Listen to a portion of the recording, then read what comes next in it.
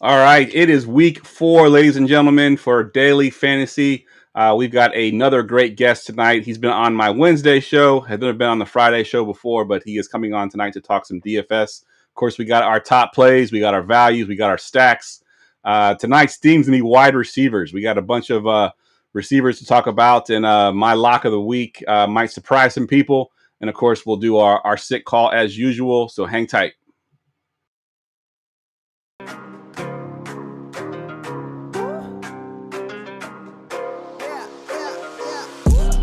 Going for 2, kickers are extra, I give them the boot. Ooh, going for 2, sit back, relax while I grab me a brew. Ooh, now I'm reclining while putting my time and I'm ready to go. My spine is aligning and much my lineups, my bank account grow. I am so rich, but knowledge is all that I'm leaving it with. Ooh, listen to this, multiple options, how far can I get? Ooh, DFS Dynasty redraft tonight, I'm not finishing last. I'm finishing past any and all I am looking to last. What else? This spot is popping and I am so locked in and only opening the door when it is opportunity knocking. And all of these spots keep on talking and talking. So what are we talking? What kind of alignment? And running it deep, even players forgotten or came from the bottom or hitting that top end. And this spot is popping, yeah, this spot is popping. And woo! This is the armchair, yeah. Put up your arms, yeah. Sound the alarm, yeah, yeah, yeah. Woo! What is going on, and welcome to episode 394 of the Armchair Fantasy Show. I am your host, of course, Geoff Lambert. Follow me on Twitter at JeoffLambert77. Of course, we're part of the Going4 2 Live Podcast Network. We're here every Friday night, usually at 10:30. We are 11:30 tonight, so thank you. I see a couple people in the chat already chiming in, so appreciate y'all staying up late to watch us tonight. Of course, you can find us on Facebook Live, Twitch, YouTube, Going42.com, and, of course, all major podcast networks. If you're watching us on YouTube, hit that like and subscribe button for us, please. I'm here with my co-host, as always, Mr. G. Gerson. What's up, man? I'm tired, dude. I haven't stayed up this late since Nightcap when HBO came on at 9 o'clock when I was young. Yeah, the old man's up past his bedtime. Also, tonight late in Utah. Yeah, exactly. It's not even that late. I'm up at 11:30. Gerson's at, what is it, 9:30 your time? It's not even that late. Hey, give me a break. I woke up at 3:30 in the morning today. I'm tired. Fair. Tim's here also, man. What's up, Tim? Man, I'm just happy to have you back after last week. Did the best I could to hold it down without you, but it's good to have you back in the building. Absolutely. Yeah, y'all did an awesome job. I checked it out. Tim, and for those of y'all in the chat, if y'all don't know, Tim did his first host job for the show. It's it's been 7 years you've been doing this. Yeah. And it was Tim's first time hosting. He did an awesome job. So, I know it's old news now, but go back and watch it. He did an awesome job. He even did the verbal drops for all of the positions too. So good stuff. All right, joining us tonight, like I mentioned at the top, he's his first time on the Friday show. He's been on our Wednesday show before, but Mr. Keith Fleming, you can find him over at Fantasy Six Pack and Fantasy in Frames, and find him on Twitter at Keith Fleming. What's up, Keith? Hey guys, what's going on, man? Glad to have you, man. So real quick, give my listeners a quick rundown of what you do at Six Pack and at Fantasy in Frames. Absolutely. I am a DFS contributor for Fantasy Six Pack and Fantasy in Frames, doing DFS football and Fantasy in Frames, football and golf on Fantasy Six Pack. On Fantasy in Frames, I do a DFS playbook article every week, as well as myself, Kevin Tompkins, and Joe Matz do an MME show every Friday night. On Fantasy Six Pack, I do an article of my favorite DFS stacks for DraftKings for the week and my favorite value plays under 5K. As well as me and Joe Matz do a cash game show on Thursday nights. And then on Sunday at 12 o'clock for the Sunday social show for Fantasy Six Pack, me and Chris Robin get you ready last minute for your DFS lineups. And then on Wednesdays, you can find me on ESPN Northwest Florida from 1 to 1:40 talking DFS with Ryan Mulvey and Jay Henley, host of the Inside Drive. That is Holy crap. Yeah, that is a lot. Holy shit. That is a lot. Keith, I got to ask you, man, did your back hurt from carrying the whole fantasy community? Dude, I love this stuff so much that it's not work, and that's what I tell people. Like, I'd be doing this even if I didn't have the show, so I'm just grateful for having opportunity and spaces to, come talk about this stuff with really smart people like yourself. I love it. Good stuff. And Chris Robin, former Going for 2 member, he started his bottom of the barrel article at Going for 2. So I did not know that. That's amazing. Yeah, that's awesome. It's been I don't know, it was probably 8 years ago now at this point that he was putting that up on the Going for 2 website. So yeah, good stuff. All right, gentlemen. As always, the show is brought to you by Underdog Fantasy. Check out their best ball leagues, huge tournaments, private leagues, and pick'ems for all major sports. Use our promo code GF2 and get up to 1,000 bonus bucks. Simple as that. Download the app at Underdog. Sign up, use our promo code, and get up to $1,000 in bonus bucks. All right, let's jump right into it. We got a good week to look at. The Weekly Rewind. Rewind. All right, Tim, let's kick it off with you here. Give me one good, one bad from last week. My one good was Deontay Johnson. I played him in cash. I was very heavily exposed to him really across all of my lineups last week. I figured he was going to have that connection with Andy Dalton. I didn't quite see 30 points incoming, but I thought he'd have a good week at 4,900. Unfortunately, my bad was on the other side of that game. Brock Bowers, he was my lock of the week, and he was pretty terrible. So a lot of people pivoted to Ferguson by game time. I had a lot of Ferguson lineups, but unfortunately, Bowers was in my cash lineup. So not good. Yeah, not good. He was not good. I had him in my lineup as well. Not good. Gerson, what about you? What's your one good, one bad last week? I love how you guys just put it in there for me. I didn't even get to do it, but my one good was Randall Dunze. He was really cheap. I think he was like 4.3K, and he was actually my sync call of the week too. So I think he hit for 4x or something like that. It was like 8x. Yeah, it was one of the better calls we've had in a long time. That was a good. It was like 7x. And then what's sad is my worst call was Rashid Shaheed, and he was my lock of the week. So we go from sick call of the week to Rashid Shaheed giving me a big ass donut, man. But you know what?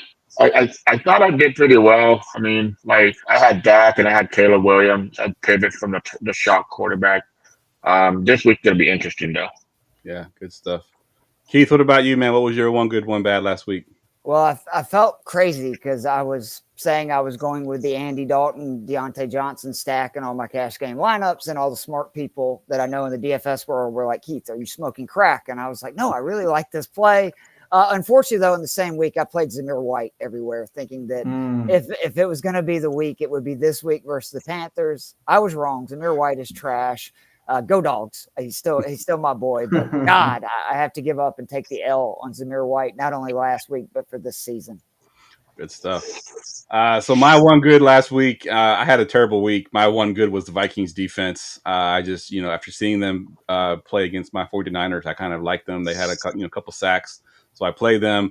My one bad was pretty much everything else. It was just that kind of week. I know I was sick, most of the week. Couldn't do my research like I normally do. I watched these guys, and got some good plays there. Played a lot of the chalk busted. So pretty much my lineups were trash last week. Hoping to bounce back this week. And speaking of bounce back, let's go ahead and jump into the quarterbacks. Let's talk quarterbacks. All right, Keith, we'll let you go first here. Give me one of your favorite plays here at quarterback. And this is not going to be exactly going out on a limb, but it's Jaden Daniels. 6,500 at Arizona. I mean, God, this guy is really good. Over 23 points per game on DK. The big thing for me is, especially in cash games, I've pivoted to where I think you have to have running quarterbacks now. Daniels has 35 points just rushing on DraftKings over 3 weeks. He's had at least 10 carries every single game. I think you'll see with Eckler being out this week, maybe a few more design runs for him so they don't have too much on Robinson's plate. He's increased his passing total each week. 91% completion percentage is insane. But when you're 11 yards per attempt, that's even more insane because he was not just exactly checking down. And then again, this offense, we have to start talking. It may be elite. 13 straight offensive possessions have ended in points. 17 of 19 if you're not including kneel downs. I was very high on Jaden Daniels. I did not think he was going to be better than Caleb Williams. I thought for fantasy he would be. But even I did not expect to see what I've seen. And it looks like he's just scratching the surface. And it felt like on Monday night, you could see his confidence as that game went on to oh, this is easy. This is just like what I did in college. I'm so excited to see what he does moving forward, and I still do not believe in this Arizona defense. Yeah, good stuff. Tim, what you got for your favorite play here? Yeah, I'm going to take the other side of that game and go with Kyler Murray. Jaden Daniels is now 6,500. I think his price is kind of baked in with the rushing at this point, whereas Kyler, I don't think we've really seen that ceiling game from Kyler this year, and he's already had a 28-point game. No team gives up more points to the quarterback than the Washington Commanders. This could be that nuclear Kyler Murray game. And so with him only being 300 more than Daniels, I'm probably going to be more exposed to Kyler Murray. Yeah, I love that call. In that game in general, I mean, right, they have the highest total on the slate. I think it's 50.5 last I checked. So, I mean, that's a good game to have some exposure to. And both sides of the ball, very slim stack options, right? You know who you're stacking them with, especially with the news that we got today that McBride's not going to play. So it's pretty easy who you're stacking them with. Gerson, what about you? What you got for your one of your plays here? I mean, I like both of those calls, but the guy I'm going to, he's got a lot lower ownership. So, CJ Stroud. CJ Stroud. We still haven't seen him like blow up, but CJ Stroud at home is what I like to do, especially if it's good matchup. He always dominates good matchup. If you really look at his history at home and good matchup, he killed it. And this week is tremendous matchup for him. I mean, the Jacksonville Jaguars. I mean, I don't know what's going on over there. But sooner or later, yeah, they don't need it. I mean, 47 points to the Buffalo Bills, and Josh Allen didn't even look like he was trying out there, man. Like, it was pretty bad. But I don't think Dell's not going to play. I really don't care. I mean, they still got good weapons. Diggs, what's his name? The other wide receiver, Nico Collins, obviously. Yeah. Nico, and then they got Donkos. I mean, I know everybody Donkos ain't nothing, but he can make a difference in the game. But I mean, just 25.8 total, implied total, and the matchup is great. DVP 30th, and then EPA is 30th, and then PFF has a grade of 22 overall. I mean, the matchup is great. The run back is not that bad either. I mean, you're either going to run it back with Thomas. I'm a big Brian Thomas fan. Like, I'm a huge Brian Thomas fan, actually. And his price is not bad. I don't mind Kirk either, but you better hope that, what's his name, Trevor Lawrence can actually do something to keep that game alive. That's the biggest thing in this whole thing. Yeah, absolutely. So I had the same plays that y'all had. I'll mention the one guy you had still, Gerson. You have Joe Burrow there at 6.6 as well. We'll move down into the salary savers, and I'm going to kick it off here with Justin Fields at 5.5 going to Indy. Obviously, rushing upside is always there, Justin Fields. The Colts' rush defense in general has been pretty terrible. We saw last week, Justin Fields put up his best fantasy game so far this season. He put up, he only had, I think, 6 rushing yards, but he had that rushing touchdown to sort of save that rushing side.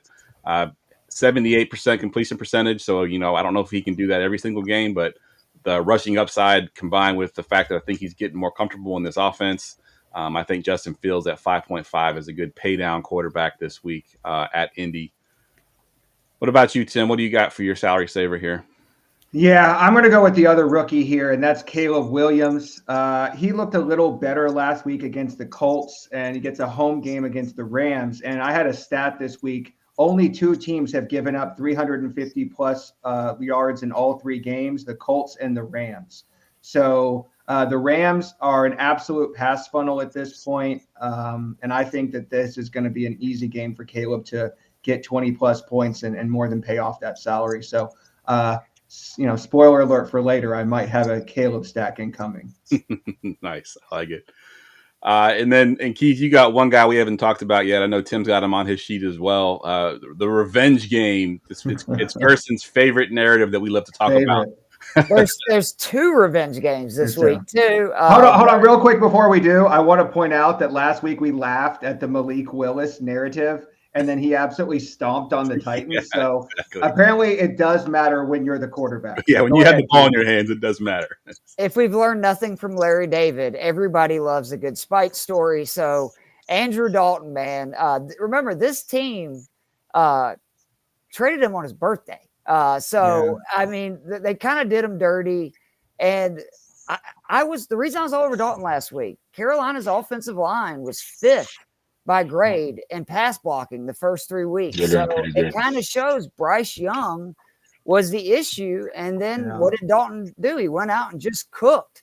This is the same Bengals defense that Jaden Daniels completed 91% of his passes. I think Jaden Daniels is incredible, but a rookie quarterback should never be able to throw it that many times at 91% completion percentage versus your defense. And I just think that the Bengals offense is humming and Carolina's defense is really bad. So I think since he's going to get up and we're going to get a game very similar to Dalton's first start with the Panthers last year where he could throw it 50 times, seriously. And I kind of like this offense without Thielen. You're going to get to see a little bit more Leggett.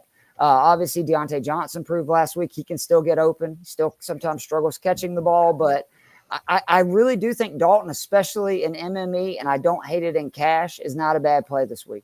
Yeah, I love that. And I think Dalton's kind of going with a very similar scenario as Joe Flacco last year, right? They're at the end of their career.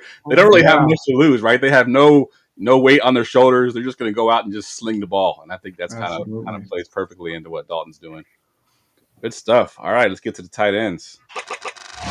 Did somebody say tight ends? All right, Gerson, since we didn't have a salary saver for you for quarterback, we'll let you kick off the tight ends here. What you got for your favorite tight end?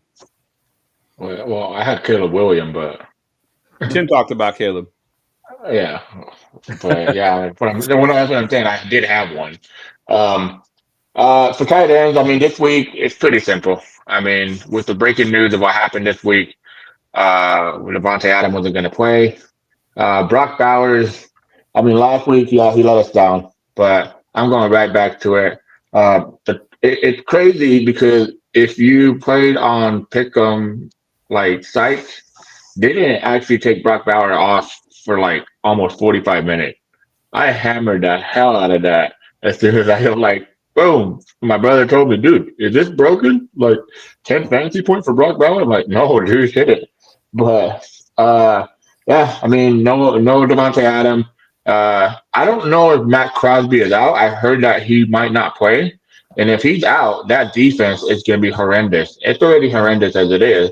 So with no Matt Crosby, they're going to be playing from behind. And all the projections have Bowers get over almost 8 targets. And one of the biggest things I look for in a tight end is target and red zone target. They want to now get to the red zone, but if he gets those targets, he's going to get a lot of PPR points. And that's what I look for in my tight end. He is priced up, though, 5.6K. So, I mean, he has another guy in the neighborhood about $500 less. But Bowers is going to be my guy at tight end. I don't know what the ownership coming up at right now, but if it goes up like throughout the weekend, I wouldn't be shocked because tight end is very condensed this week. So, yeah, Bowers actually is not showing up very high owned right now. He's actually not. He's I think 2% is what Roto Grinders has him at currently. 2.76 right now is what RG has him at. But it could potentially go up because the Devontae Adams news just dropped, and they may not have updated quite yet. No, Jeff, let me go next. Oh, sorry. Let me go next. And I'll tell you why. Everybody lean in close, okay? So, Bink King in the chat, you said, how are we going to win this week? How are we going to get different? It's Travis Kelce week, baby. He is not old. He is not washed. This is the week. His best games have come against the Chargers. And he always says he loves playing the Chargers except for one thing. He hates playing against Derwin James. Well, guess who's out this week? Suspended. It's Derwin James. This is going to be the turn back the clock, 10 catch, 100-yard or touchdown Travis Kelce game. He will be my most exposed tight end in GPP. I love it. This is the week because he is coming in under 5% ownership at 5,800. That should be illegal. That should be a smash start on DraftKings, man. This is the week. And he had a big game last year versus them. I think it was 38 points. Yeah, 12 catches for 179 and a touchdown. Yeah. 7 last year. So and no Derwin James. I love it. Good stuff. This the week, baby. Keith, you got a guy on your list I like as well this week. Talk about Cole Kmet. Yeah, I mean, I will say that after what we've seen the first couple of weeks, last week I've pivoted to where I'm not going to be spending on tight ends until it changes. It's just such a wasteland that I'd rather use that money elsewhere. But Cole Kmet is the most expensive guy that I feel pretty good about playing this week, 4,400. I get that the Bears signed Everett in the offseason, but the fact it took them 2 full games to realize he does not need to be out there for like 80% of the snaps while you have Cole Kmet sitting on the bench is insane. After 1 target the first week, he's seen 16 in the last 2. Yeah. Obviously had the big one last week. The more important thing, the 10 pass, 97 yards is great. He played 87% of the snaps, which that's really the big deal. And he's facing a Rams defense that is not only bad, they're 29th versus tight ends on DK this year. They're historically, I think it's something to do with their scheme, bad versus tight end. And what really bothered me is Williams is like, we talked about how they set him up for success. In the first few weeks, they set him up for failure. This offensive line's not good. You're going to take away Cole Kmet, who is a great receiver underneath to get rid of the ball quickly, which his numbers when he has 3 seconds are great. It's just unfortunate there's not a lot of pass plays that he has that. But I think Kmet's a pretty safe play, and his volume, I think, even with Keenan Allen returning, will be good enough at this price to justify playing in cash. Yeah, I love it. I love Cole Kmet for all the reasons you just talked about there. So I got 2 guys on my list. One of them I'll talk a little bit more about, but Dallas Goedert finally had like a good game last week, a monster game. We've already gotten word that Devonta Smith is not going to play. He's going to be out. AJ Brown is still unlikely to play. There's a good chance he's out as well. Then their receivers are going to be Paris Campbell and Jahan Dotson. So Goddard's going to have a busy day here at 5.1 at Tampa Bay. So he's a pretty easy click for me. And then one guy that we haven't talked about too much on this show. I know he was a fan favorite in his rookie season, but quietly, Pat Freiermuth has been a decently targeted tight end. He just hasn't gotten the touchdown yet. So I'm kind of putting him in the do category. He's had at least 4 targets every game. I'm putting him in that do category at 3.9 against Indianapolis. That I think he can get a touchdown this week. So those are my couple tight ends. Let's move down into the salary savers here, Tim. Why don't you kick us off? Yeah, I'm going to go with Mike Gesicki.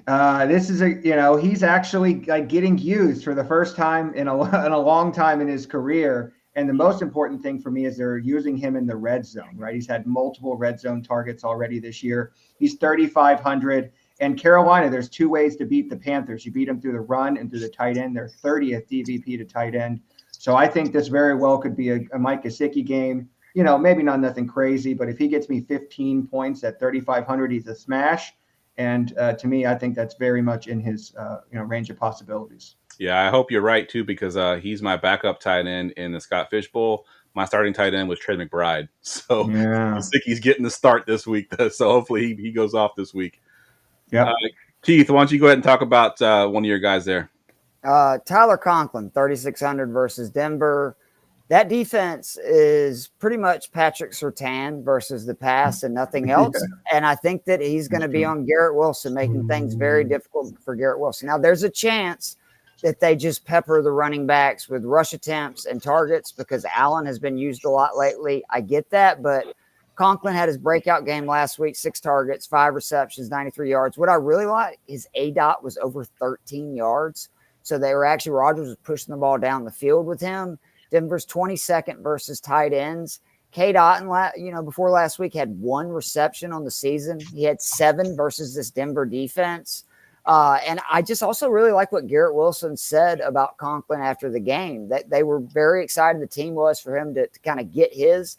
And he said the best is yet to come. People don't know how good of a tight end this guy is. So I think at 3,600, knowing Surtain is going to kind of eat into Wilson's normal target share is a pretty good play in cash. Yeah, I love that call. Yep, absolutely. Gerson, what you got for your salary savers here at tight end?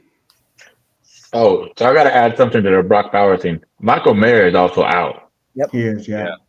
So that's huge too. I like the Conklin call, to be honest. Elijah Higgins, he's going to be the tight end that stepped in for Trey McBride, concussion. The biggest reason why I like him is more than anything, it's just the stack. The bring back, make it cheap. If you really, honestly, the 2 positions I love saving money at is tight end and defense. because it's the most volatile positions out there, you know. Unless you have Tim, who just calls it the great defense every week. But, you know, not always advice with Tim, you know. Some people out there, they put millions of dollars and just, ooh, you know. No, yeah, so, like again, this guy is actually, he ran a 4.5 at the combine. He's very athletic. He kind of remind me of LJ Crumpler, the way he played. You Yeah. know, he can move, That's a but he throwback. just, That's my guy right there, man. It's Falcons, man. hey man, I've been watching football for a little bit. I mean, maybe not like you know, Mike Dick or like Jeff, you know, like I didn't watch that far back, you know. But no, yeah, he kind of reminded me of him, but Kyler Murray, I think this is the game where we see a passing arsenal, to be honest. I'm gonna have a lot of Kyler Murray exposure, and I have to get different with Wilson, Harrison, and Elijah Higgins. But Elijah Higgins was actually, I was shocked that the Dolphins cut him, you know. And I saw when they signed Jonnu Smith, I'm like, isn't that the same guy basically?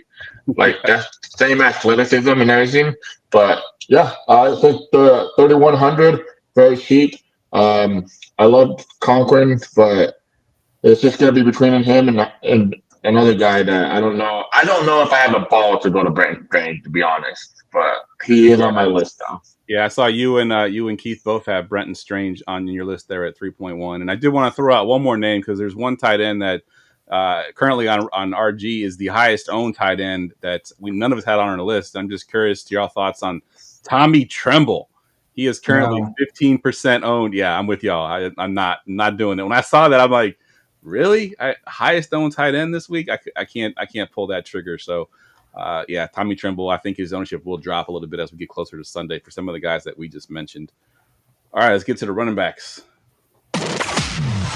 It's time for running backs. Running backs. Gerson, I'm going to go to you first, and I'm going to give the listeners here a little peek behind the curtain. So we have our spreadsheet is separated into a couple blocks. We got about 5 or 6 blocks above the line, 5 or 6 blocks below the line for salary savers. Gerson filled up every single block at running back. So, I know. Gerson, close your eyes and pick one and talk about them. I know. We're going to finish at midnight. Yeah. Hey man, I honestly think this is the way this week is gonna go. Now hear me out. You're either gonna go 3 running backs from 6.1K and below, or you're gonna go 2 stud running backs and then build that wide receiver lower tier. That's the way the build is gonna go this week. So I mean, if I had to pick one running back, I guess, Jeff, you make me put a gun to my head, I guess, you know. I'm going to go Saquon Barkley. Saquon Barkley is going to get all the usage. I honestly don't think A.J. Brown even plays this week, to be honest. No. They're going to go on a bye week. They're going to rest him, you know. Barkley is going to get all the usage, all the carries. The good thing is about Barkley, besides that one catch that he couldn't catch to win the game, he could catch every ball. So they're gonna revolve. They're gonna do the whole game plan around him. If AJ Brown is out and Devontae is out, they're gonna go with Goddard and him. Yeah. And I'll tell you this: it's not that hard to take a tight end out of the game, but it is very hard to take a running back out of the game, especially one versatile as Barkley. He is priced up though, 8K. So if I had to pick between the stud running back at the top tier, it would be Barkley for me. Jalen Hurts is gonna, I mean, he's gonna get pass rush because they know that he has no wide receiver to throw to. So what is he gonna do? Dump off to Barkley. So I know people say like, oh yeah, well, what if they can't get the offense? Well, guess what? If they don't get the offense going and Barkley gets 10 receptions, he gets PPR points, and that's what matters on DraftKings. PPR points, yards, and all that. But yeah, give me Barkley. It's just more for usage. I just can't imagine getting away from that much usage for me. Yeah, good stuff. All right, Tim, we'll go to you, and we'll go ahead and drop it. Lock it in. Got another revenge there. I need a revenge narrative drop. That's what I need. We do, yeah. Shout out Mickey in the chat. So I'm gonna pull back the curtain again since Jeff just did it. Our guest and I had the same lock of the week, so I had to switch my lock of the week last minute. And I did not want us to have 4 receiver lock of the weeks. So I went with Aaron Jones, baby, because he is not only in the revenge spot this week, coming back to play against the Packers. He's in a great spot matchup wise, but he also is one of my highest projected point per dollar running backs. So to piggyback off what Gerson just said, I'm going to disagree a little bit. I think the optimal build this week is you pay up for one running back and then you pay $6K for the other. And so for me, the most optimal running backs are either going to be Saquon or Breece Hall and then Aaron Jones, baby. So that's the way I'm going to be going this week. Packers give up the 6th most receptions to running backs. They aren't giving up as many yards on the ground this year, even though I've been calling them Swiss cheese all year long, but they are giving up a ton through the air. So we saw Aaron Jones go off last week. He's got a great passing game role where he's got, 20 touches, including 5 or 6 receptions. So he's got another 28-point game in him. I think so. And just for the narrative, they are going to give him a touchdown to make sure he can get the Lambeau leap. So that will happen. That is a guarantee. I was doing that. Yeah. All of you prop bettors, man, the rush over a half touchdown is an absolute stone cold lock. Put the mortgage on it. Good stuff. I love it. So you also, we talked about Barkley already. I only had 2 guys listed in the top here, and the other one was Breece Hall versus Denver at 7.8. I thought he was going to have lower ownership compared to Barkley, but currently right now he's actually the 4th highest owned running back on the slate. I didn't see that coming, but I do like Breece Hall at 7.8 versus Denver. Another versatile running back who's going to catch passes. I know Braylon Allen's been kind of cutting into his workload a little bit, which actually I'm okay with because it makes him a little bit more efficient, especially down the stretch there. It keeps Breece Hall healthy. So at 7.8, I do like him a lot. We'll go back through one more time because Gerson and Tim still got a few guys, and then I'll give Keith a chance to talk about some of his salary savers. So Gerson, pick one more of your running backs that we hadn't talked about yet. I do want to say that Breece Hall call is great. I mean, he had his big ass breakout game against them, 31 point last year. It's a great call. You said Mitchell, right? No, just pick any one of your other running backs. It doesn't matter which one you want to talk about. I'll go with Jordan Mason. I mean, it's just the game environment more than anything. It's going to be a blowout. I think the 49ers will blow them out. I don't think it's going to be close. 6.7K. And I know, sorry, Jeff. I don't mean to bring up bad times sometimes. But the other thing is, I'm really curious what the ownership's going to end up on Jordan Mason this week. Because I always say currently number 1 right now. Yeah. So number 1, but I bet you when people start putting in the rosters on Sunday, they're gonna be like, "Oh man, he only got me 10 points last week." Yep. Oh man, what have you done for me lately? That's what we always say in fantasy football, right? For me, I don't give a crap what you done for me lately. What you're gonna do for me now, it's gonna matter. For Jordan Mason, 6.7K, he's gonna get all the usage, and I guess we could say rest in peace to Christian McCaffrey because the fantasy season done for him. I mean, you're going to Germany, you ain't coming back, Yeah. But yeah, I mean, Mason, Debo's out, so he's gonna get all the usage there for the running game. Kittle's back, and I know some people don't realize that Kittle being back is more important to the run game because he's a great blocker as you get that. What is the update on Trent Williams though? What did they say on him? He's still questionable. They haven't given an update yet. He missed practice. So that is huge because if Trent Williams out, I might not play as much Mason as I want.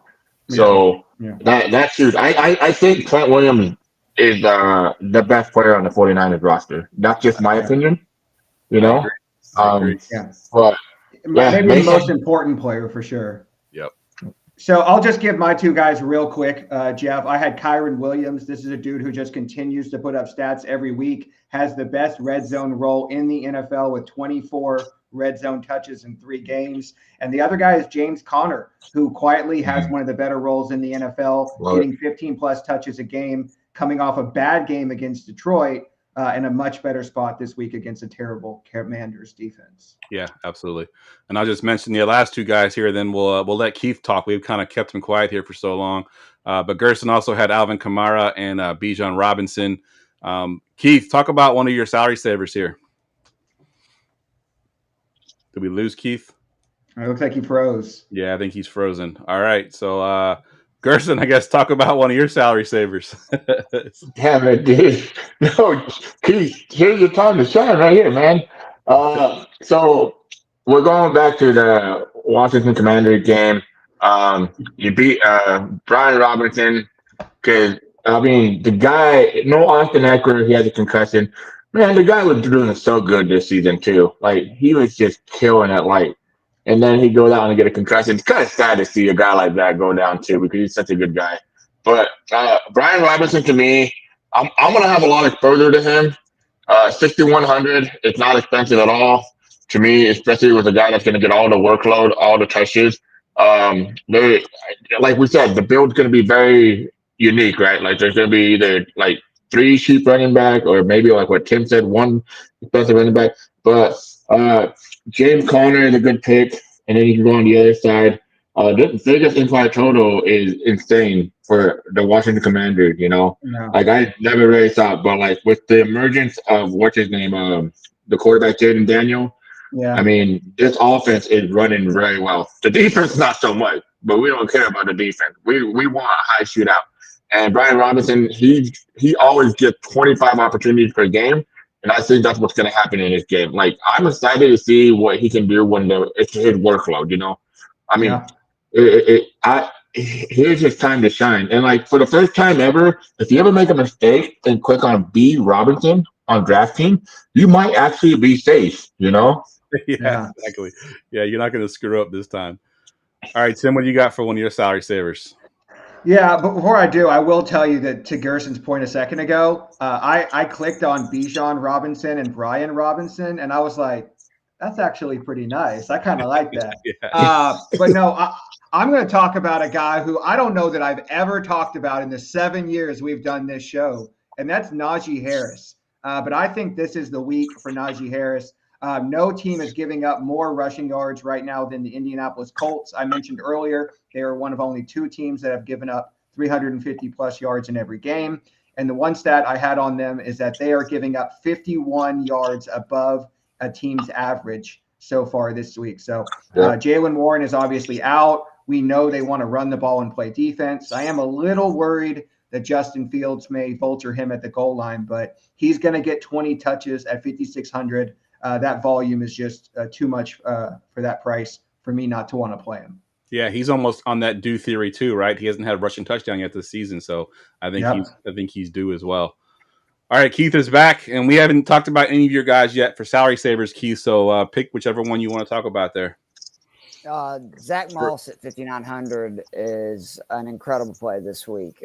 Panthers allowing almost 5 yards per carry. Really bad. 4th most points to opposing running backs on DK. And the thing is we all talked all summer, Moss Brown. There's no conversation anymore. Moss is seeing 75% of the snaps, 83% of them in the red zone, running 70% of the team's rush attempts. And then the big thing to me, running routes on 59% of their passing plays, coming off a 20-point performance. Again, I think this Bengals offense is elite. And when you can get a, running back, look at Joe Mixon, right? Like it's kind of the same deal where Mixon would have these really big gains versus bad defenses when the Bengals offense was going. I think Zach Moss has got a great chance this week to score 20 to 30 points and save you some money because 5,900 for a guy getting that kind of usage with this kind of matchup is a really good play. Yeah, I love that call. So I have Cam Akers on my list again, assuming that Joe Mixon is out. I think he's still officially questionable. Damian I think he's gonna play. You think he'll play? Yeah, he practiced. He participated in practice. And that usually, if you okay, I can't remember what his name was. I think one of the doctors or something like those famous Twitter doctors. Usually, if you're on the report on Friday and you participate in practice, like the rate that you actually play on Sunday is 85%. So, I mean, without no setback, I like that. I think Mixon will play, but I honestly, I was hoping for Akers though. Yeah, so was I. I think if Mixon is out, I like Akers. If Mixon plays, then no Akers for me. I'm just going to mention the last couple guys that we didn't talk about. We mentioned Chuba Hubbard's on there at 5.7. I think he's a good play. Cordero Patterson at 4.3, also on the sheet as well. There's one more guy that I'm going to leave off because Tim took him as his sit call there, but I have him as a salary saver as well. Let's go ahead and jump into the wide receivers now. And now, wide receivers. All right. As Tim mentioned, we have a lot of locks of the week here, but we're going to let Tim go first to get one of his guys in, and then we'll talk about all the locks here. Yeah, I want to talk about this. Is a guy I have not seen anyone talk about this guy this week, and I am really kind of shocked because I feel like this is an excellent spot for him, particularly if Jair Alexander does not play, and that's Justin Jefferson, right? Like I just feel like this is an absolute smash spot for Justin Jefferson. The Packers have been absolutely, actually really bad against the pass so far this year, and like I said, a big part of where they've been able to, kind of hide that is Jair Alexander. He's gotten burned a few times, but he was a DNP in practice today. There's a real chance he does not play this game. If they have to play Eric Stokes on Justin Jefferson, he's going to absolutely eat. So that is something. I know him. Yeah. So it's one of those things where I just, as a Packer fan, obviously I really want him to play, but as a DFS player, I am going to be all over. I'm going to be optimizing a lot of Jefferson in if Alexander gets rolled out last minute. Good stuff. And as I said at the top of the show, I said the theme tonight is wide receivers, and we got 3.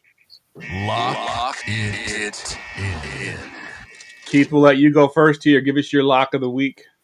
Ironically, I was going to put Aaron Jones for my lock of the week, but then I was like, can I really go there? And I was like, I'll leave that for myself, and then I'll go with the guy that I just feel a little bit more confident about. You're my boy, Keith. Oh, I mean, Aaron's going to eat. He's been great both this year, and people forget he had that run at the end of last year as well where he just feasted in the playoffs. But Nico Collins, 7,200 versus Jag. I don't even care about the Tank Dell news. That's what I see a lot of people saying. It's not that. It's the fact that he's got 28 targets, at least 8 in each game, and that's with Dell and Diggs playing. He is the alpha receiver. Not only on this team, but now in the handful of alpha receivers in the league because of his size and just what he can do. 18 receptions, 338 yards, and a touchdown. But what this is all about is the Jaguars play man defense at over 50% of the time. That is a huge number. For instance, the last time that the Texans played a defense that ran man at that rate was the Cleveland Browns, if we remember in the divisional round last year. And Nico Collins had 97 yards and a touchdown in the first half, and the Texans cruised to an easy victory. He, for his career, over the last 2 years, almost 4 yards per route run. And you may say, well, Keith, the Jags might swap it up and play more zone.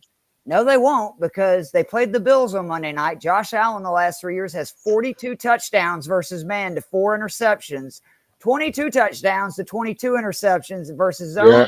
And guess what they did? They ran man the whole freaking game, and he torched them. So I love Nico this way. Like, he had a bad game last week, and he had 4 catches for like 87 yards. That's a bad game for him. And I think this is the perfect defense for him to bust out with 1, maybe 2 touchdowns. I think he's going to go over 100 yards. And I'm shocked. He's like very reasonably priced. When you look again, he leads the league in receiving yards. We all like CJ Stroud. He typically also torches man defense. So I just think Nico's a smash play this week. Yeah, I love that call. And I had Nico on my home team in fantasy football. And last week when they were getting blown out, I'm listening to it on the radio because I was driving. They're getting blown out. Nico Collins is still in the game. Oh, yeah. They targeted him twice in the end zone, back-to-back plays. Like, I was like, just catch one of those, please. But, yeah, I mean, he's a monster. So, yeah, absolutely love Nico Collins. Gerson, you got your lock of the week next. Where's my drop? Oh, you wanted me to hit the drop again? Lock Gerson's a diva. Gerson's a diva. He's the drop. What the fuck are we doing here? What are wide receivers? They're fucking divas, dude. Give me Deontay Johnson. Like my biggest regret last week was definitely Deontay Johnson. Not even Andy Dalton, because I knew Andy Dalton was just gonna flame it. When you have a quarterback like a guy that's like, yeah, well, fuck it, I ain't got nothing to lose, man. What are they gonna do? Like, drop me, cut me, like I'll just go to another team and be a backup, He's just been sling it. But I did regret not putting Deontay Johnson. What was he, like 4.7K last week? Mm-hmm. 49. And I should have put him so much in so many rosters. I did have exposure to him, but it wasn't as much as I wanted to. I probably should have had 30% of him. I probably had like 20. But this week, I'm not messing around. Oh, I'm coming for him. Like, boom, boom, boom, boom, boom. Like, Rashid Shaheed, forget about you. This guy's not going to give me 0 points like you. But, That's true. yeah, I mean, I just love Shaheed, especially Cincinnati, man. I'm telling you, this game is going to be a really good game. It's kind of weird, like to say this, but if you were to bet on the unders on a 50-point game, you would have been pretty profitable this year on over under. But I think this game will shoot out. I think both defenses are very bad. What's his name? Deontay Johnson. He's getting heavily targeted. Last week, week 3, second most expected fantasy point, 26.9, sixth most fantasy point, 26.2, third highest target share, 35%. And what's his name? His coach, Canales, is that his name? Canales? Yep. Yeah, he basically been talking them up. Like he's the alpha. He's the guy. Yeah. Let's be honest. Offense. Yeah, let's be honest here.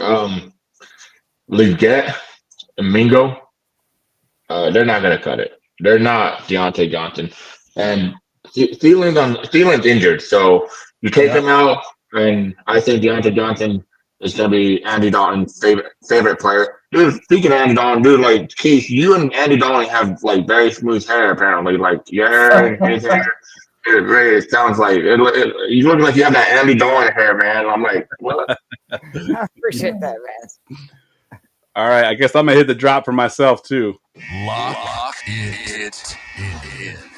All right, I said the top is going to be a surprising lock of the week. I'm not as confident as I was about 4 hours ago. I saw that video come out of my guy Brandon Ayuk not wanting to wear the correct color shorts in practice. So I'm a little afraid that his head's not in the right space. But I did put Brandon Ayuk. I think he's sort of a post-hype guy, and we had him all in our lines last week. I did y'all a disservice because if I had come on the show last week, I would have told y'all not to play Brandon Ayuk because when Kittle and Debo are both out of the lineup, he has not been good historically. I know it's a small sample size, but he's actually 1 point less fantasy points per game when those two guys are out. However, when Debo has been out and Kittle has played, he is 6 fantasy points better. And Kittle is supposed to be in, and I think Debo will sit this game out. So I do think that Brandon Ayuk, who and Tim pointed out a good point in one of our chats, that Brandon Ayuk is the man-to-man killer, and that's exactly what the Patriots are going to play. A lot of man-to-man, and Brandon Ayuk thrives. I think Purdy wants to get the media off of Brandon Ayuk's back, and he's going to target him. And really, I mean, Ayuk, I think he had 10 targets last week. You know, it was a bad game. He didn't catch a lot of them, but 10 targets, if you give me Brandon Ayuk at 6.4, give me 10 targets, I'll take that all day long. So he is my lock of the week. All right, let's get to some of these other receivers here. I guess we'll go back to you, Tim. You got another guy that's going to be pretty chalky on the slate as well. I do. I was going to say, if I would have had a lock of the week at wide receiver, mine would have been Chris Godwin. And that's because he is the new, what we used to call Keenan Allen, copy paste, whatever you want to say. This is a guy that's going to get you 8 to 10 targets every week. He gets red zone usage. He looks like he's clearly Baker's favorite receiver at this point. And he's 6,800. He's still under 7K. So if I'm building a cash lineup, I'm looking for targets and I'm looking for red zone usage. And he's got both. So right now, I actually have Chris Godwin in my cash lineup. We'll see if that lasts till Sunday. I will piggyback off of that with my guy because I'm actually playing the other guy on that same team. I'm playing Mike Evans. I think this is the Mike Evans week. I talk a lot about the FTN matchup scores that I use. Nico Collins on this slate has the best matchup score. Number 2 on the slate is Mike Evans at 7K. Still a little bit more expensive than Chris Godwin. You think it'd be a flip by now, but it's still not. However, the ownership is where I'm really looking at. Mike Evans, I think, is like under 2% owned. And we know Mike Evans can have a huge monster game. So if you want to pivot off of the chalkier Godwin, I have no problem playing Mike Evans at 7,000 as well. Yep. Let's see. Gerson, you still got a guy on your list we haven't talked about yet. Yeah, Terry McLaurin. We keep talking about this game. We're gonna go back to it. This is the way you're gonna make your run back. Uh, it, I love the fact that people like were out on him after 2 weeks, but like I've never been out on Terry. Like honestly, I love the guy. And Jaden Daniel, like the crazy thing about Jaden Daniel, we haven't seen his ceiling yet. When he gets that Mhm. 100-yard rushing bonus and everything, and then you get his like his passing yardage towards 300 yards. I mean, it's gonna be awesome, and it's gonna be scary. Terry with him combined together. I know he only had 4 receptions, 100 yards or something like that last week, but we're not even touching the ceiling with that combo, and it's cheap. 5.8K, great game environment.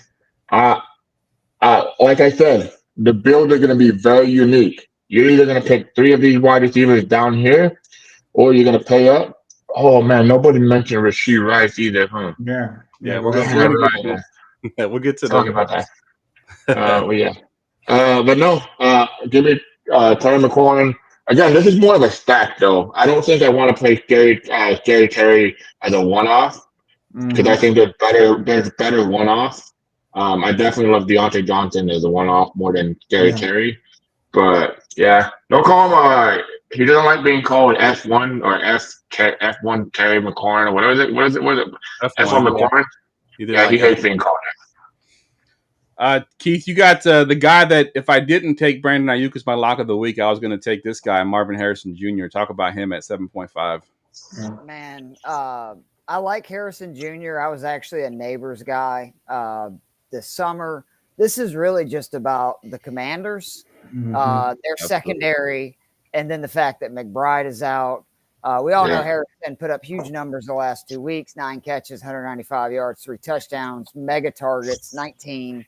But Washington last year allowed most passing yards, most passing touchdowns in the NFL. This year through 3 games, most passing touchdowns in the NFL, third most passing yards. So they're getting slightly better, at least in one of them. And number 1 wide receivers. This is insane. Yeah. So Mike Evans, Neighbor, and Chase, really great group of receivers, 21 receptions, 307 yards, 5 touchdowns. However, if you look at what those guys did in the other games, their other 2 games, the first 3 weeks combined, they only had 8 more receptions than they did when they were playing Washington. They actually had 37 less receiving yards and 3 less touchdowns. Wow. This Washington secondary is trash. Chase and Neighbors were top 5 overall for the week on DK. Evans was 20th. They were all top 8 at the wide receiver position. You can insert Michael Wilson here as well. I'm telling you, you want wide receivers playing against this Washington defense, particularly number 1s. And we all, kind of think it's only been 3 weeks that Marvin Harrison Jr. is, the next one of those kind of alpha, legit number 1 receivers. He is going to feast. And when McBride out, he seriously could have 15 to 20 targets if this game turns into a shootout. Yeah, I love it. All right, we still got a bunch of guys to talk about. I'm just going to mention them. We'll move into the salary savers. Rashee Rice, we mentioned, he obviously is one of the chalkier plays at 7.3. Gerson's got Jamar Chase at 7.7. And then I wrote Stephon Diggs, if no Nico or Tank. That's before we knew that Nico was definitely playing, but Tank is definitely out. So I do like Diggs at 6.6 in that game as well. And then Tim's got DJ Moore at 6.7. Let's go ahead and move down into the salary savers, and I'll kick it off here with Tim already mentioned him earlier, and I put a question mark next to his name. I'm not sure if I'm ready to play him or not, but copy paste, as we called him on this show for years, Keenan Allen, because I would put him on my show sheet literally every week, and I just copy paste. Well, he's coming back this week. He's 6.1. He's obviously as cheap as he's been in a very long time against a very, very weak secondary in the Rams. And the week 1 that he played, I know it wasn't a great week as far as fantasy, but he had 11 targets. So Keenan Allen coming back at 6.1. If he can get 11 targets against the Rams, maybe I start copy pasting them back on my sheet again. I don't know if I'm quite there yet, but at 6.1, I do like Keenan Allen a little bit this week. Tim, what you got for your salary saver? Yeah, so again, I don't know when I became a Steelers fan, but I'm going to be playing George Pickens this week. Again, we talked about how bad the Colts secondary is, But I also think it's a great pivot because I think if people are in that range, like Gerson said, they're going to play McLaurin, they're going to play Deontay, maybe they play Jawan Jennings. I think a lot of people are going to skip over George Pickens because he really hasn't had that blow-up game this year. And a lot of that has been Arthur Smith. But a lot of that also has been their matchups. And he gets an absolute stone lock matchup this week. They've been beasted by a number of receivers already this year, some not nearly as talented as George Pickens. So if he was going to have that, 8 for 120 and a touchdown type game, I think it's this week against Indy. 124 yards and a touchdown called back against Pickens already this season from either offensive or so. I mean, all those stand. He's looking like a very good wide receiver through 3 weeks. So completely full time. Yeah. There's some advanced metrics out there too that's points to a good breakout. I think he's top 10 right now in separation. You got a 25% target share. He's 8th in air yards. It's just some penalties here and there and some bad throws by Justin Fields. But I think his breakout is coming, and it could be this week for sure. This the week. Keith, give me one of your salary savers. Same game as you, Jawan Jennings, 5,600 versus New England. I don't like this quite as much with Kittle playing. I'm not going to lie, but this is a Pats team that runs man, top 5 or 8. I do think Christian Gonzalez is going to be on Brandon Ayuk a good bit of this game. And Jennings versus man this season, 25% target rate, just over 2.9 yards per route run. 6 catches for 96 yards on 28 routes. If they, again, put Gonzalez on Ayuk and try to, take him away, it would not shock me if Jennings feasts. But I also, again, the Kittle play scares me because I think that's going to end up meaning Ayuk and Kittle get a majority of the targets, and there's no way Jennings is going to see a lot of them. With that being the case, again, Michael Wilson, that Arizona secondary is awful. They play, Washington offense or secondary's offense. They play zone, though, at a very high rate. His splits, by the way, right now, 3.9% projected ownership. His win rate versus man, 21%. Win rate versus zone, 41%. His target separation versus man, 1.00 versus zone, 2.18. And his target rate, 5.3% versus man, almost 20% versus zone. He played 90% of the snaps last week. He's running routes on 94% of their passing plays, 100% last week. And again, no McBride. If you don't want to pay for Harrison, and that's an expensive cost, you want to play Collins, say you want to play Rice, you want to spend up and play Jefferson, you can put Wilson in against this atrocious secondary and feel really good because he's going to get targeted a lot, I think, with McBride out. They do a lot of the same things. Agreed. Yeah, I love it. We're getting close to the clock there. That was my guy. Yeah. Oh, I'm sorry, man. No, you're good. Let's go. Let's go. Go ahead, Jeff. Yeah, I'm just going to name off the last receivers that we got here. No, you're fine. Trey Tucker's there. We've got, let's see, we mentioned Michael Wilson, Pickens. We got them. We got most of the guys. He's a sick call, so I won't mention him. Calvin Austin at 3.3 also. So, and Darnell Mooney at 4.4. Let's go ahead. He did it anyway. Trey Turner. That's his name. Yeah. Trey Tucker. did I say his name wrong? No, I'm screwing with you, Jeff. Sorry. Let's get to the defenses. Defense. All right, Tim, kick us off here. You've been hot, so keep that streak going. Yeah, like I said a minute ago, man, this is the Tim Touts All the Steelers show. But they've been, in my opinion, the most consistent defense so far this year. And they get Anthony Richardson, who has been even more turnover prone than I think any of us could have anticipated. Indy, who was thought to have a pretty good offensive line as well. And either he's taking too much time with the ball or they're leaving too many holes because he's taking sacks too. So I think this sets up as a huge game for Pittsburgh. Again, 3,300, right? Like they're not priced at 4K. I think you can afford them this week. And if you're going to do a Najee stack, I think that's really what you're looking for them to be able to play the ball, and he gets 25 plus touches. So if I'm paying down though, my favorite, like we were talking about optimal builds earlier, the one that keeps coming up in my optimals is the Denver Broncos. They've been also pretty consistent this year. They are in a road matchup against the Jets, but Jets haven't really been lighting it up, man, and they've been giving up some turnovers. So you only need 7.5 points for cash, and it's really being able to fit everything else. So yeah, love it. I love it. Let's see. Keith, let's go to you. Give me your defense. I'm playing one this week pretty much across the board. It's the Minnesota Vikings. I like this play if Jordan Love is playing because, again, I just don't know how much they're going to be letting him fling it with the pass rush that the Vikings win. I love this play if Willis is quarterback because there's now 2 games of tape of Willis starting and running that Green Bay offense. Brian Flores, in my opinion, is the best play caller on the defensive side of the ball in the NFL right now. His defense played the 49ers and Texans and 24 combined points scored against, 11 sacks, 4 forced turnovers. They've had at least 5 sacks in every game this season and forced at least 2 turnovers. So I think Vikings 2,900 in a game that's kind of going to be a slugfest. That's why I really like Aaron Jones this week also. Yep. I just think the Vikings D is a really safe call at 2,900. Yeah, I love that call. Gerson, what you got for your defense?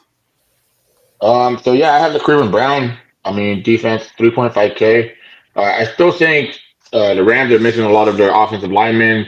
The wide receiver that stepped in, they're trash. I mean, we tried with you guys, but Whittington or whatever his name is, Tyler Johnson. We tried. You guys ain't Puka Nacua like everybody hoped you were.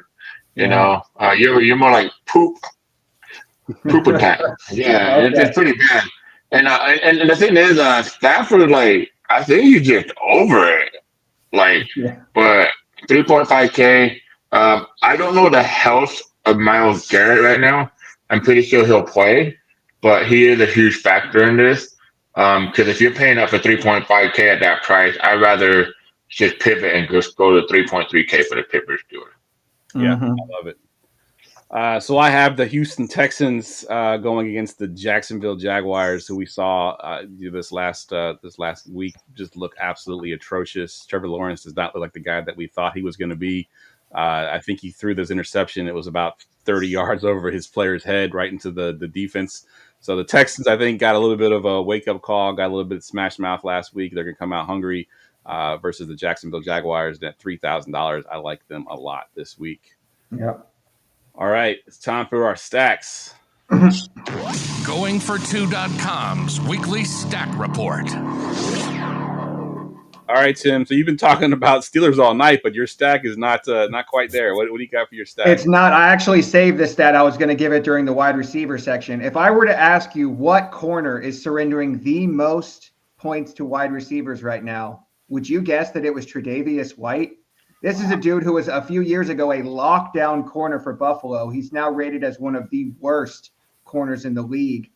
He's gotten smashed basically in every game by the left outside wide receiver. We saw Marvin Harrison do it. And this week it's going to be DJ Moore. So I'm going to go with the Caleb Williams stack. This is his breakout game.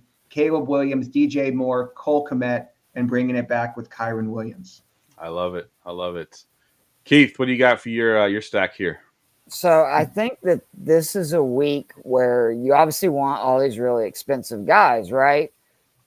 The easiest way to do that is to stack Justin Fields with Calvin Austin. If you look at it, the defense is absolutely atrocious. I like the fact that this defense allowed 41 yards to Malik Willis on just 6 carries. Maybe Fields finally has that rushing breakout game. He had his best fantasy game last week. We scored at least 11.4 points each week. And why I like it in a dome is because I'm this kind of nerd. I went back and looked. He's played 6 games in a dome in his career. In those games, 6 passing touchdowns, averaging just over 80 yards per game on the ground with 2 rushing touchdowns, 19.26 fantasy points per game, at least 17 and 5 assists. And then Calvin, I just want to say, first of all, I co-sign everything Tim said about George Pickens. But what I love about Calvin Austin, he's considerably cheaper. He's 3,300, freak athlete, elite speed. His usage has gone up each week, running at least 60% routes on Peeler's passing plays. Last week, he turned 5 targets into 4 receptions, 93 yards. So touchdown. The big deal, though, he's facing a Colts team that runs zone at one of the highest rates in the NFL.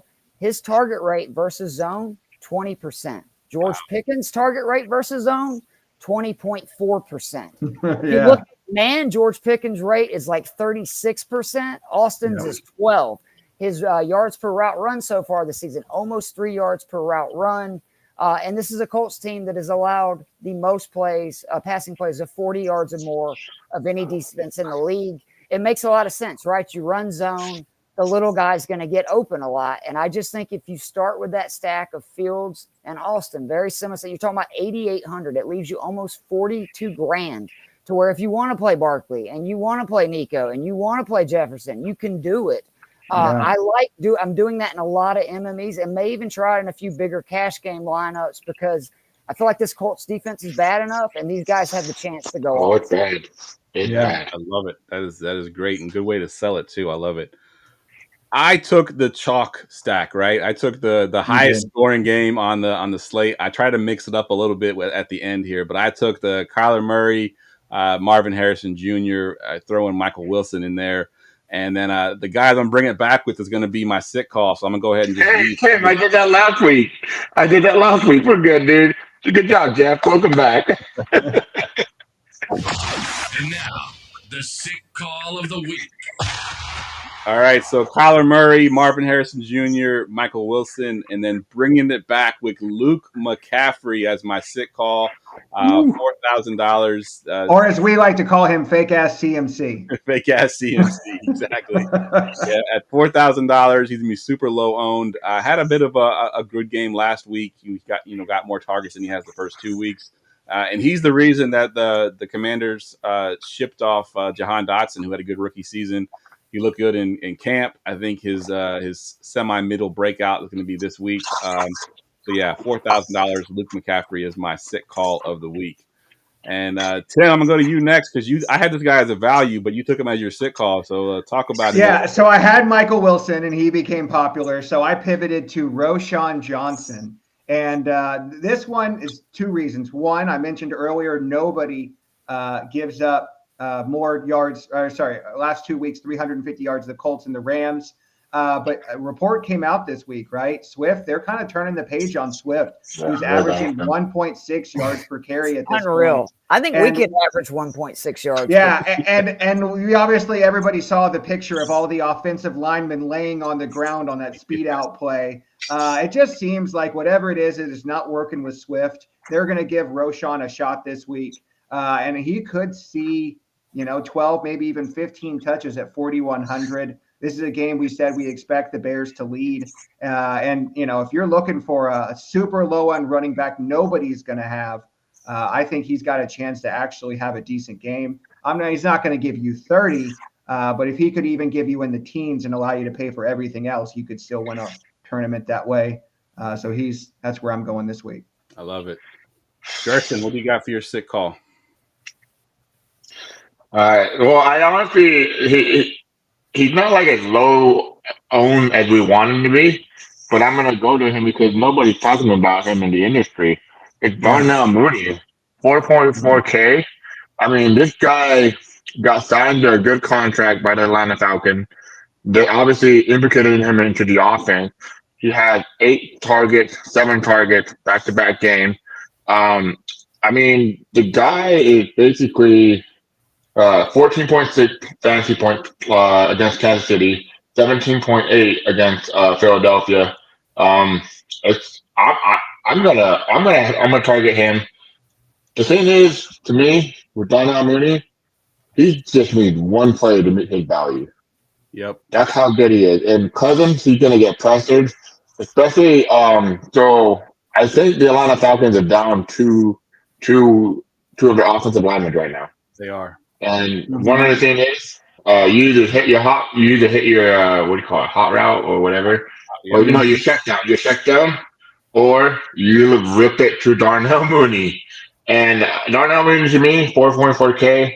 Like I said, I couldn't believe it. Like I thought his ownership would be like 15%, 18%, but I think on RotoGrinders he's only 10% right now, right? Mm-hmm. I could be wrong, but even on other sites, he was more lower. But again, we're going back to sick calls. It's just like don't go all in. Just these are sick calls, and hopefully it hits. Because if I hit 2 in a row, I'm telling you, next week I'm gonna come in like a hospital guy because I never hit. I'm gonna look like the Joker and the nurse, you know, because I never hit on sick calls like two weeks in a row.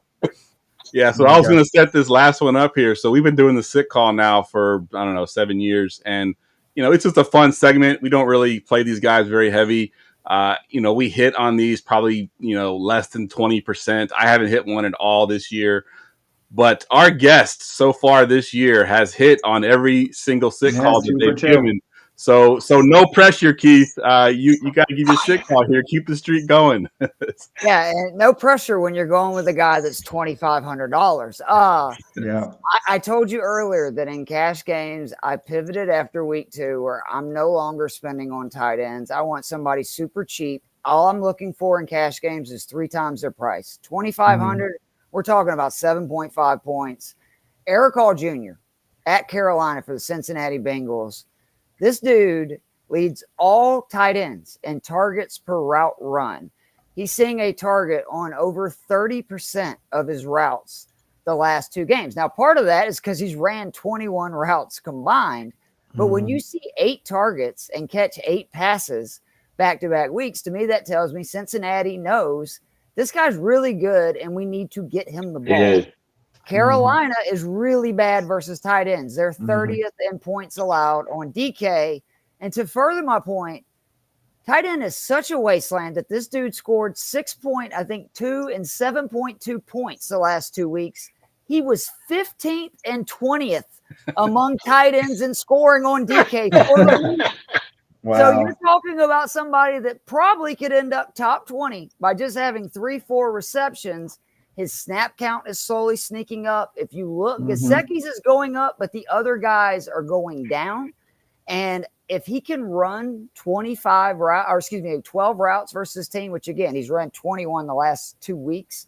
I think there's a very good chance he can score 10 plus points. And all I need is 7.5 to be good. I really like playing Eric Hall Jr. in these cash lineups. And then you can load up. Because again, when you got 2,500 there, say 2,900 on the Vikings D, I've got some lineups with Barkley, Nico, Harrison, Daniels. You can really load up from there, and you're going to be unique because trust me, ain't nobody playing Eric Hall and say Calvin Austin, which for instance is some of those lineups. Nice. Yeah. Gerson. I can't believe I'm doing this. I'm adding to the sick call. But the head coach and the offense coordinators have told beat writers that they were going to bring him along slowly and that he's just part of the offense. He just basically, he has to learn it and everything. And for like Eric, he is a talented guy. And I love that call, 2.5K. I didn't even have him on my radar until you actually talked about him. But as a fantasy football player, degenerate, he's on a lot of my team, Yeah. But I love the call. I drafted him in every. Oh no! Yeah. Tight end premium. Oh, he was a third rounder for me all the time. But I love that call. Damn, Keith. Now you got me thinking. Do I want to play? All right, we've got a couple sick calls in the chat I want to call out. Mickey says that his sick call this week is Carson Steele from Kansas City, has 2 touchdowns. That's a good one. Brian's got Ertz, sick call, 70 yards and a touchdown. He says he also loves the Mooney call as well. So good stuff there, gentlemen. All right, fellas, that wraps the podcast up. We'll go around the room. First, I want to thank you, Keith, for coming on, man. I know staying up 11:30 on the East Coast. I'm assuming you're East Coast. I actually didn't ask you. But so 11:30 East Coast, man. I appreciate you hanging out with us tonight, man. We'll let you go first. Plug anything you got going on. Give us your Twitter handle one more time. Well, that's the great part about getting older. This is what getting wild on a Friday night is. Yeah. Do a DFS show, but you can find me on Twitter at Keith Fleming. That's KeithFleming. You can find all my content there. But I just wanted to tell you guys, thank you again for letting me come on the show. Thank you. Big fan of all the stuff you guys do. Very entertaining. You give a ton of great picks, and I always check out, kind of what you guys are thinking. You like to do that with certain people in the industry just so you can do a little cheating, a little sharing, I guess. Yeah, appreciate it. I do appreciate you guys letting me come on anytime you need me. Happy to be here. Love it. Thanks, Keith. Tim, what you got going on? Yeah, you can find me on Twitter at Keto DFS. You can also find me in the DFS Roundtable group on Facebook. Good stuff. Gerson? Yeah, well, you can't find me like everywhere like you find Keith every week, his 30 different projects. But you can find me at Fantasy DFS, and then you can find me on the Roundtable and on the Friday show. Keith, hey man, thanks for staying up, man. I know it's late and everything, and trust me, I know it's hard for you guys, especially on the East Coast, because I'm the West Coast. I'm over here complaining, but thank you. Good stuff. All right, gentlemen, as always, you can follow me on Twitter at Geoff Lambert77. I always plug the Discord. You can get into the Discord. It is all free. We have over 2,000 members. We got 50 fantasy coaches in there. A lot of great content in there. I'm trying to make it a one-stop shop for all your DFS stuff. We also do sports betting, fantasy football, dynasty. We got it all in the Discord. You can find that in my Twitter handle. And for all the people in the chat that stayed up, man, really appreciate y'all hanging out with us tonight. I really appreciate everybody jumping in the chat. Always makes it interesting when y'all come in with your plays as well. So for Gerson, for Tim, for Keith, I'm Jeff, and good luck this weekend, and we'll see you next week. Go Pack!